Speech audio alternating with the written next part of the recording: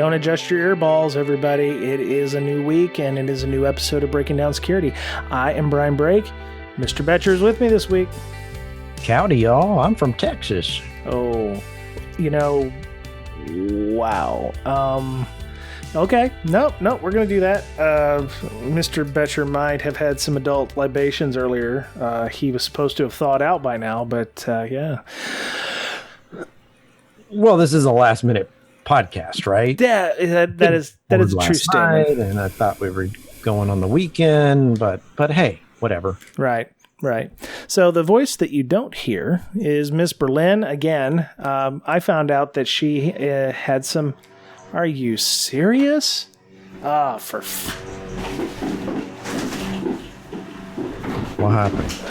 It's a freaking lawnmower man across the street. It's a Wednesday night. Anyway, I apologize to my podcast listeners. Ms. Berlin had her knee surgery this within the last few days. So she is hopped up on some really, really nasty meds and painkillers and stuff. And she sends her regards. She's not able to make it this week. So, we're just, if she's listening, we're thinking of you. Get better. You'll be back on next week. And, we're not going to dock your pay. It's cool. So, got that going for you. Yeah. We got sick time. Right. I don't think that was in the collective bargaining agreement. So no. Well, speaking of being sick. Okay. Our first article here. Well, wait. I gotta talk about B-Side Springfield first. Oh. Yeah. In the show notes? It's at the very top. So, I spoke at B-Side Springfield, Missouri. It's the town I used to live in before I joined the Navy and became an InfoSec person. So, I gave a talk on building community in InfoSec, and it was actually more of a generic talk about building community, but everybody got positive feedback on it. People seem to have enjoyed it. Met a lot of people. Including JB, one of our people in our Slack channel. He also runs our European book club, and I found out some good news that he may be leaving Germany, so he'll no longer be in the European area for much longer. That's good news? Yeah, he got a job, so he's moving back to the States. Oh, okay. I won't tell you where or with whom, because I don't think it's completely official yet, so we'll find out. But yeah, congratulations to him. And, we're really looking forward to seeing him again next year. And yeah, a lot of folks in the area there, Springfield, Missouri, it's definitely a thriving InfoSec community. There was 150-ish people there. So, I mean, that's a second year. So that's a decent sized B-Sides. So very, very happy, very impressed about it was a very well run conference. They had a Lockpick Village and a CTF and, some really great prizes. The grand prize was that Net Wars Continuous prize, so it was like a $3,000 value. They had several giveaways of No Starch press books, so that was excellent. So the Sans folks and No Starch was helping them out, and the talks were really good. I mean, there was, I'm not saying that my talk was good. The other talks were good. Miss Sunny was there. Miss Sunny Ware, who's done classes for us on web application pen testing. She gave a great talk on getting security, sneaking some security inside of your CI/CD models there. And a lot of folks, there was for several technical talks, people like Killian Ditch was there talking about, different types of shells, like, what is his favorite shell? So he was talking about different types of shells and, so it was really great. I wish they had recorded those, but maybe they'll do that again next year. So the talks were not recorded, so you won't be able to see my talk. I may release the slides. I had some not show notes, but like slide notes in there for speaker stuff. But yeah, it was really fantastic. It was just the right. What's that? Did you get nervous? Yeah, because I was like the first talk of the day, so it was like I couldn't, have anything to drink that would calm me. So, I did like everyone else and had 2 cups of coffee before I got on. So, yeah. Oh, yeah. And, my mama was there. So the organizers loved the fact that my mama was there. So she stayed for all the talk. She said she didn't understand a lot of it, but she, has a better understanding of what my job entails or what my industry is like now. So it was very interesting. Yeah. So before we get started on our news / topic of the week, Mr. Betcher, what about malware? How are we doing with malware? Have you seen anything interesting in the last couple of weeks? Interesting? No. I mean, I've read a few articles. Okay, so you put me on the spot. I don't recall any new malwares that we've had to put in a lab and say, oh, geez, what does this thing do? Is that because you found all of them already and there's nothing new? We found quite a bit. We have a lot of preventative measures in place, so we're not getting them as regularly as we were before. So we went from nothing when we got there to detection, right? And then we were able to build up to prevention. Okay. Right. Okay. Yeah. So it's interesting. So you're mentioning 2 of the 3 controls. You have preventative, detection, and what's the third one? It's like investigative or something. But yeah, so it's interesting how the detection lends itself to the prevention, which is logical. Which is logical. So you've got all the prevention in place, and that reduces the number of malware types that can infect your systems. Right.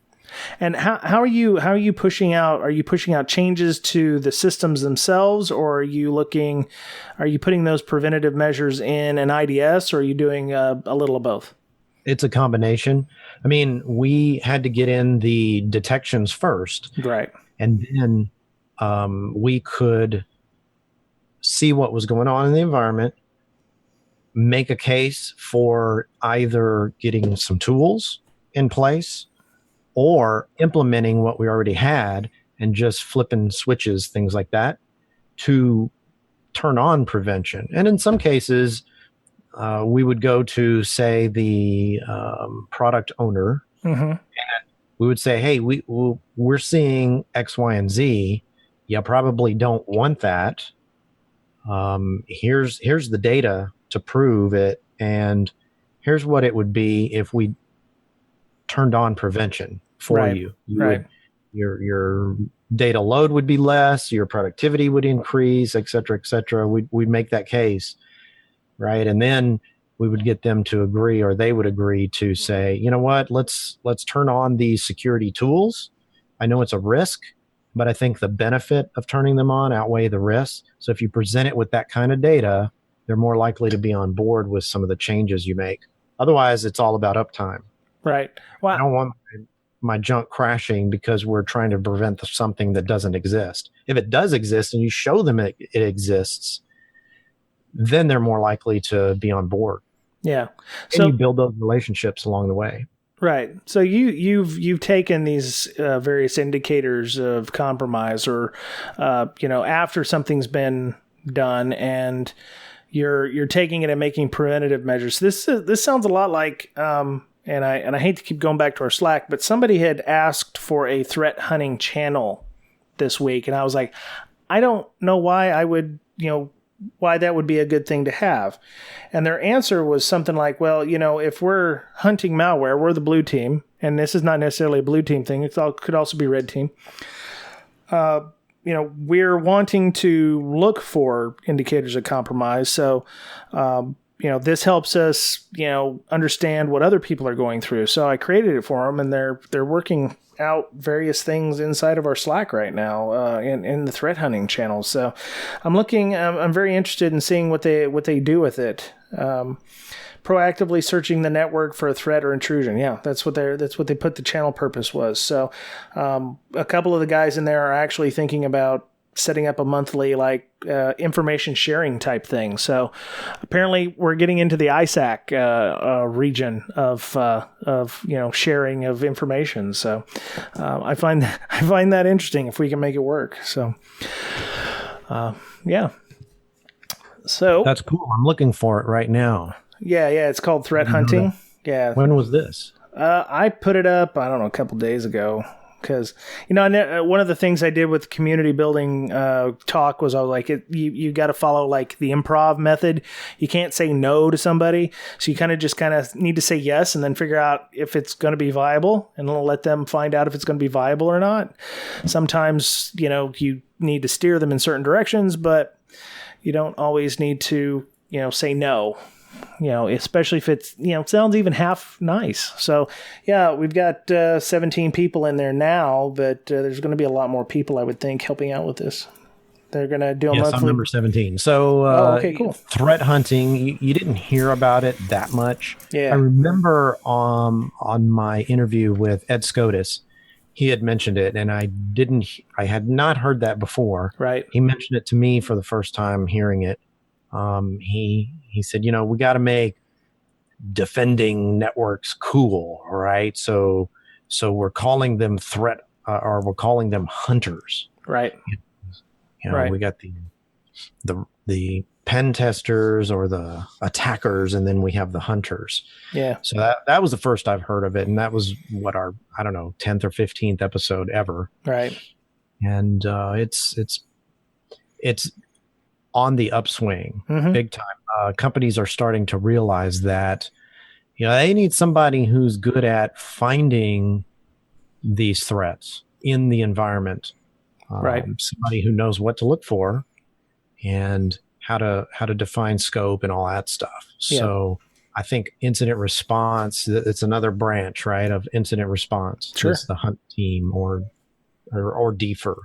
Well, so okay, if that's the case, and this is part of the DFIR section, this would be under the P in the pickerel area, PICERL, which is preparation, identification, containment, eradication, recovery, lessons learned. So this would be under the preparation and identification phases, because you're proactively looking and preparing for an infection, and you're identifying anything that comes up as, whether or not it's malicious or not. Well, it has something to do with all of them, though, too. Sure. But it's the steps of an incident response. So if you identify something that's on your network as malicious, then you roll incident response. You roll, Right. Yeah. So. Yeah. So, cool. yes, it is. It has a lot to do with, you really don't know what's out there, but you're skilled at looking for what could be. Right. Exactly. So threat hunting is starting to, and in fact, SANS has a conference now called the Threat Hunting Summit. Really? I don't know if it's the second one that they've ever had, and that's in New Orleans this year, and I'll be at that. Oh, damn! Why don't you tell me these things? Threat Hunting Conference. So Michael's going to do a talk on PowerShell. SANS. And they have short talks. They're like 20 minutes, something like that. Son of a crap. Look at that. 46-day conference. So SANS is thoroughly on board with the hunting. Well, that's they have been for a couple of years. That's at least. September the 6th through the 13th. Okay. So you and Mr. Betcher, or you and Mr. Goff are going to be there. Right. I think it's a 2-day conference, and then, of course, they have classes. Yeah. So I'll be at the conference, not the classes. Right. GCIH is going to be there. Continuous monitoring and security ops. GMON. GCFA, which makes sense. Alyssa Torres is going to be doing memory forensics. Advanced network forensics 572, threat hunting, analysis and incident response. Philip Hagen's going to be running that one. GNFA, cyber threat intelligence and reverse engineering, cyber forensics 610. Wow, that's a pretty decent one. And so hunting is cool, I guess, and companies are hiring hunters. Right. So first time I've seen we're hiring threat hunters, and companies are saying, well, we need 4 threat hunters. Right. Wow. Well, okay. So it's not red team. It's because they're actually attempting to get into things. It's not blue team because they would be defending against that. It's not really purple team either. So it would be like part of the incident response group. Yeah. They would, as you said, they are doing threat hunters do a lot of preparation. Right. And they do a lot of research too. Right. So if a new blog post comes out and then it says, hey, these attackers put XYZ in the registry, and then you're going, okay, well, I can build an alert for that, and I can go hunt in the environment for that. I've already built the infrastructure to do that effectively. Right. So let me build my signature, my IOC, whatever it is. And then Mandiant that has their IOC builder tool. You do something like that. Yeah. And you query the entire enterprise for that particular new artifact, right, of an attack. I would imagine things like, we were doing the book club and we were talking about Wireshark and such. And, some of the new functionality in Wireshark is you take the list of, in your PCAP, you can make, firewall rule sets that can be used to block malicious traffic, almost immediately based on what, firewall group you have, whether it's Cisco or pfSense or PF or, Blue Coat or whatever it is you're using. Tall stick. That's a joke. I mean, to give you an example, Michael and I were debating recently on detecting lateral movement. And I made the case, well, first of all, let's say I need to investigate machine X. Well, machine X is on this particular VLAN, right? So I got to find out what the subnet mask is. I got to find out what its IP address is, and I calculate all the other computers on that network. Right. And if any one computer is talking to the other computer on that same network, that's lateral movement. That should not happen. Right. In a well-structured network, you should never see that. Right.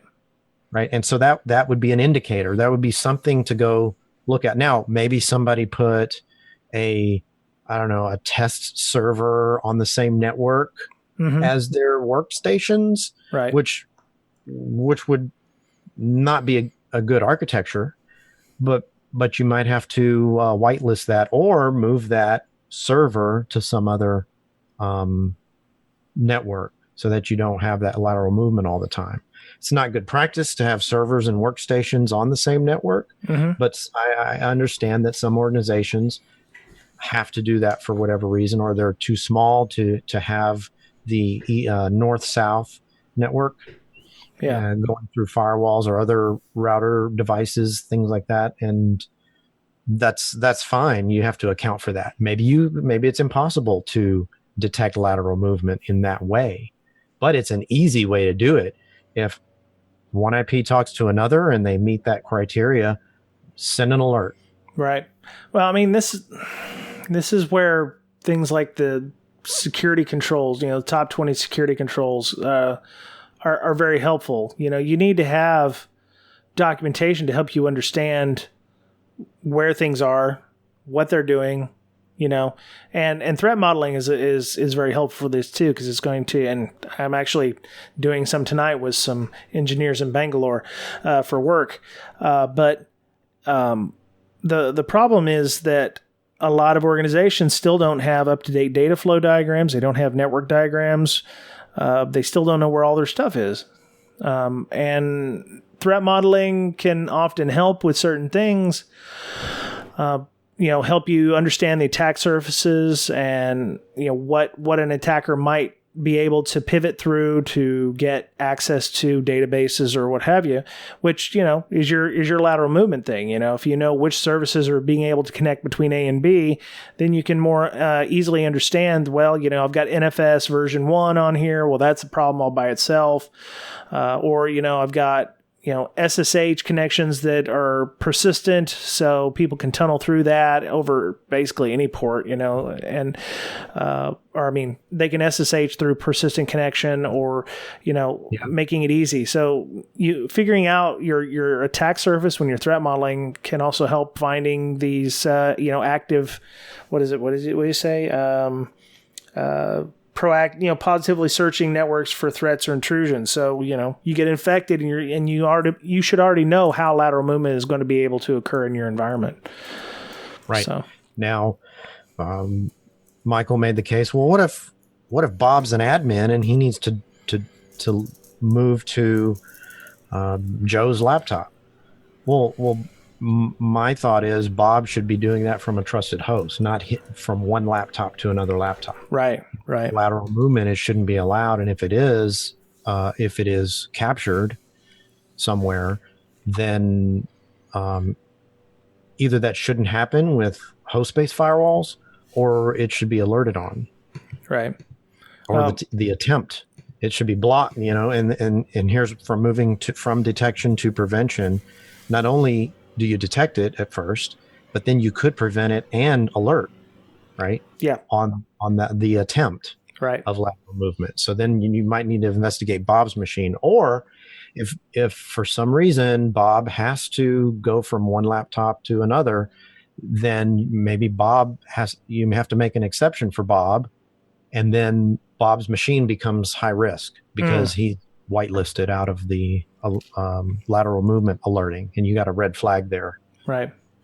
Yeah, I could definitely see. Not so only those are the kinds of things you think about, right? Right. When you're a threat hunter, you think about these things, okay? And you move. You can go through the attack matrix, right? Mm-hmm. Okay, so I got lateral movement covered. What's next? Okay, persistence.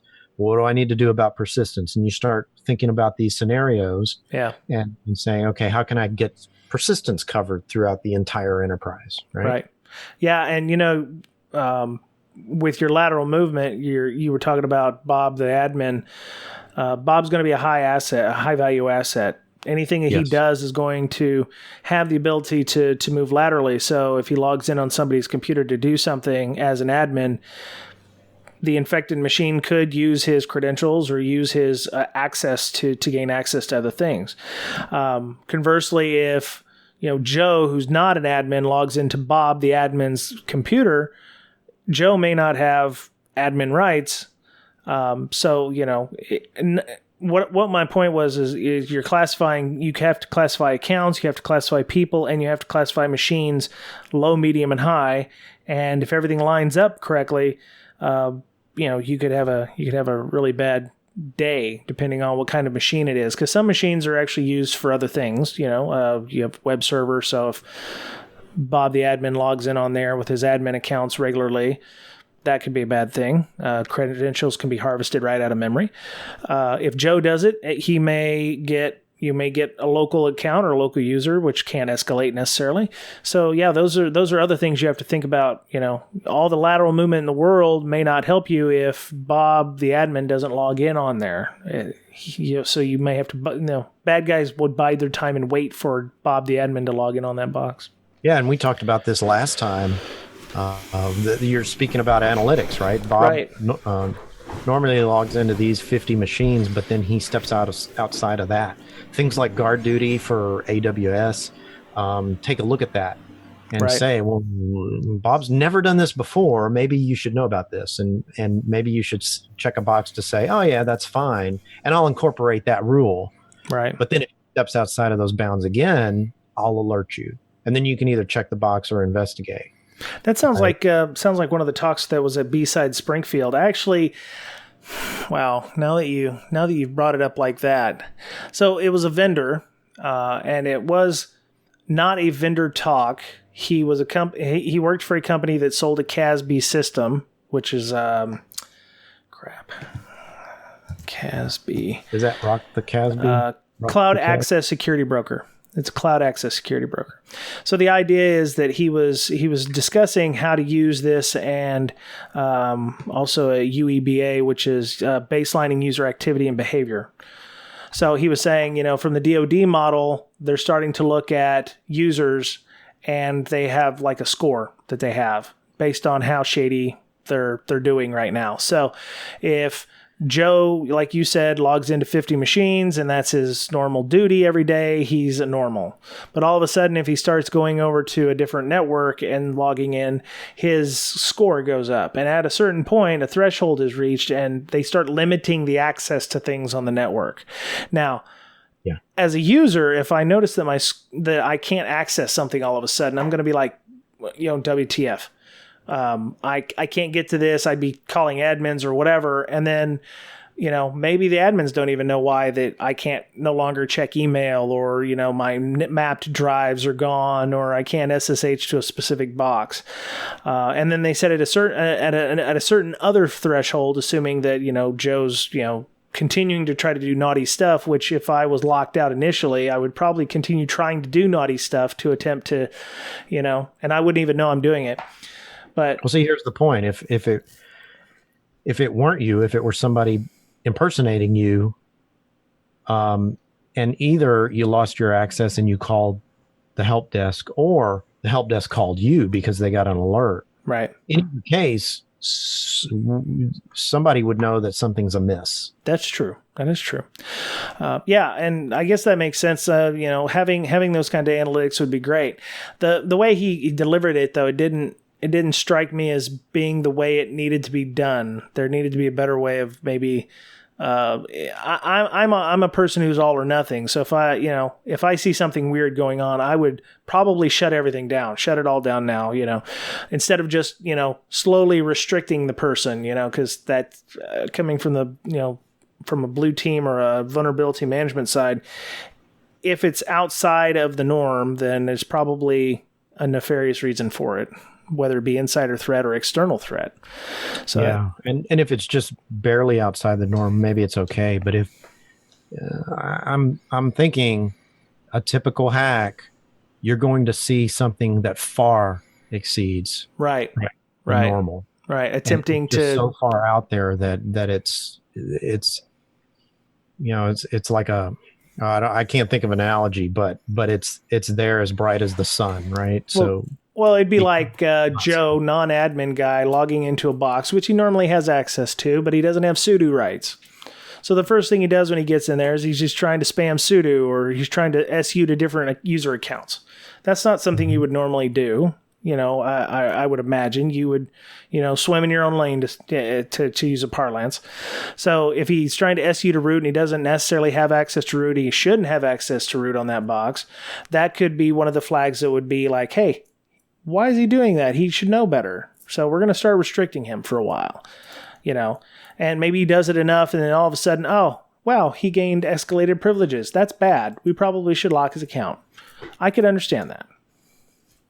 And a lot smarter people than us, when it comes to math, have thought through this. They're able to, they're able to accelerate whatever's going on and formulate some calculation to where it's beyond belief that this could happen. Right. Normal. Right. And there's, that's where the I think the CASB system comes in, where the security broker is, it's policy enforcement. So, you're locking out Joe's account, and then you may isolate the box that he's on from the network, depending on, what's involved there. Or, you may take additional steps to make sure that, he's isolated from the data on that system. So it could be as granular as you want it to be.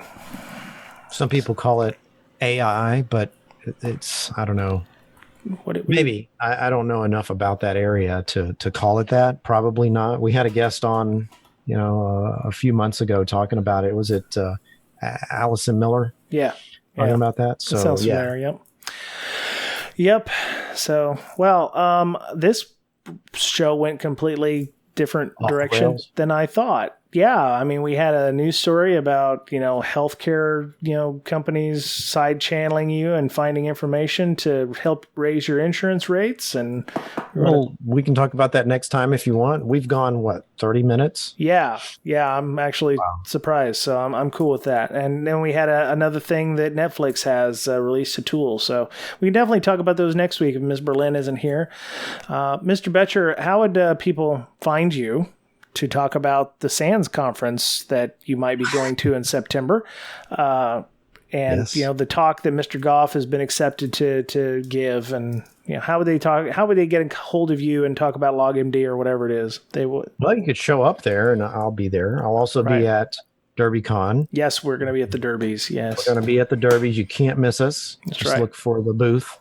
Then I'll be at B-Sides Vegas, FCon, and maybe Black Hat. So if you're at any of those, come talk to me. Big pimpin'. Or DM me on Twitter. Right. Right. If you're there, or if you just have a question on the hunting of the threats, give me a DM on Twitter. My handle is at Betcherpwned, BOETTCHERPWNED, or go to log-md.com. Nice. All right. So Ms. Berlin, we miss you, and you can contact her and send her well wishes on Twitter. She's at InfoSister. INFOSYSTIR, and she would love to see some get well wishes when she's not on the heavy meds. So, the knee is a complicated joint, and it's a pain in the ass. As a matter of fact, she's got to drive to Vegas for Black Hat and DEF CON. So, you can't fly. No, she can't fly. I guess it's a blood clot thing. They're worried about blood clots forming in her legs or whatever, which would cause issues. So if you're in Ohio and you are not, crazy or whatever, and you need a, ride to DEF CON or Black Hat, I'm sure she would love the carpool option available for that. So driving by herself? God, I hope not. She said she was trying to find some people. So if you're not crazy, hit us up on our Slack, which, we're on our Slack. It's very active. Get on it. It's a very, very active community. You can DM us on the podcast Twitter. You can at BrakeSec, BRAKESEC, or you can just email bds.podcast@gmail.com and ask for an invite. So, Miss Megan Roddy. Yes. God, oh God, I hate that. Yeah, Megan Roddy. She's one of our moderators. She gets to them a lot faster than I do on Twitter these days, invites and such. So she'll definitely hook you up. We're doing a lot on the Slack. We've got our book club. We've got a summer reading program that's next week. So if you join up on Tuesday night, we'll have a book club. And there's a book that we're reading. I forget what the name of the book is, but you'll have to come in and check it out. CTF Club's going on. We're running through some Hack the Box instances. We actually have a private lab that some of the Hack the Box mods have set up for us, so specifically for our group to be able to run through. So rank has just privileges. So if you are interested in getting involved with the Hack the Box crew or the BrakeSec Hack the Box crew, come and join us. So Ms. Berlin set up a T-shirt shop. We have a T-shirt shop at T-Pub something. You can go and get a shirt. Miss Wendy Knox Everett, who we've had on the show, also works with me over at Leviathan, had bought a shirt. So she wore it on Tuesday. She's like, look at it. It's nice. And I was like, oh, okay. She did say the ladies' sizes do run a little small. So she had a large, and she said, I probably should have gotten an extra large. So if you're used to wearing a large ladies' shirt or, probably order 1 or 2 sizes larger, just so it doesn't fit like a sausage casing. So she was fine, but yeah, she said she would have liked it to be a little more roomy. So so you can follow me on Twitter, Brian Brake, BRYANBRAKE, and we have a Patreon. If you found value in us talking about CASBs and malwares and lateral movement and hunting of the threats, please feel free to leave us a little something over there that goes to hosting the podcast and what have you. So I really wished I would have submitted a talk somewhere else. I don't know if there's any other CFPs going on.